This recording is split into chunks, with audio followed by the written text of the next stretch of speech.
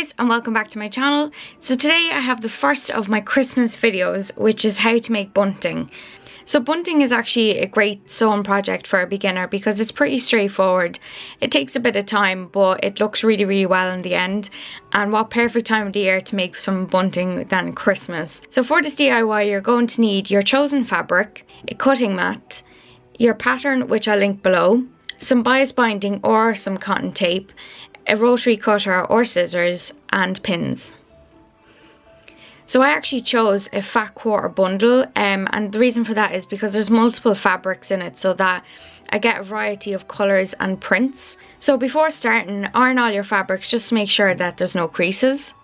So on your cutting mat, fold over your fabric in half and then place down your pattern.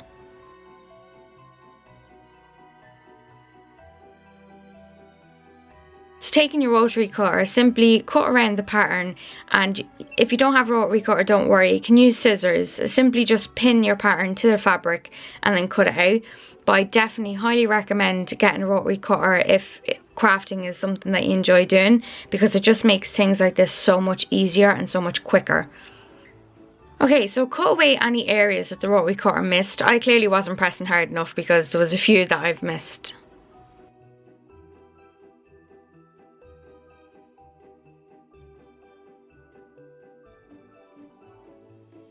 Okay, so now place your pattern down the opposite direction.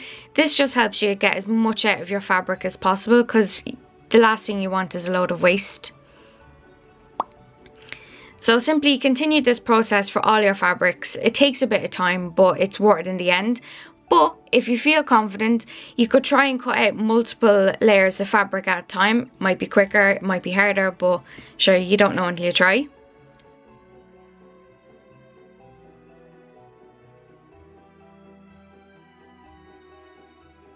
Okay, so when you're done, you'll have a lovely pile of triangles which are now ready to be sewn together. Okay, so when you're sewing, always place the opposites together. So you want your prints to be facing each other. And then just sew around the outside by 1 centimetre, leaving the top half open because you want to be able to turn the flag the right way around. So once they're all sewn together, you're going to want to cut a little triangle out of the bottom point of your flag. This will just help prevent any fabric bulking in the tip.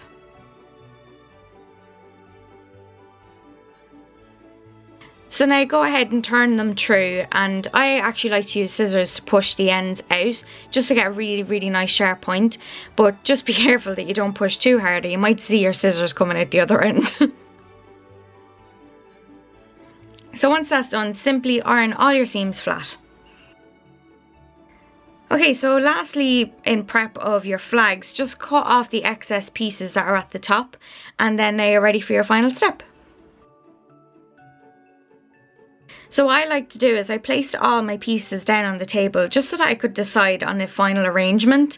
So I actually ended up deciding on going with an overlap design. I was just going to go straight across, but I thought this looked a little different and it turned out really well. Okay, so to finish off your bunting, you're going to need to add your tape or your binding. So start placing your flags down in the arrangement that you decided on. I found it actually best to pin them down as I went along before I sewed it.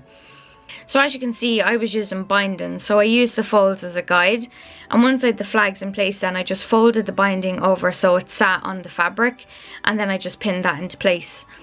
But as I'm placing the rest of the flags down, I'm measuring the distance just to make sure that each flag has kind of the same overlap, so that they look equal and they're not, you know, one's not bigger than the other. So now all you need to do is go ahead and sew the full length of your tape, and just try to stay as close to the edge as possible because it does look tidier. So now all you've left to do is display your fabulous bunting for everyone to see and to compliment.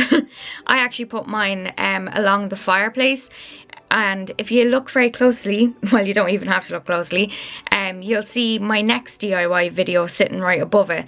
So yeah, that's a little sneak peek. So anyway, I hope you really enjoyed my first Christmas DIY.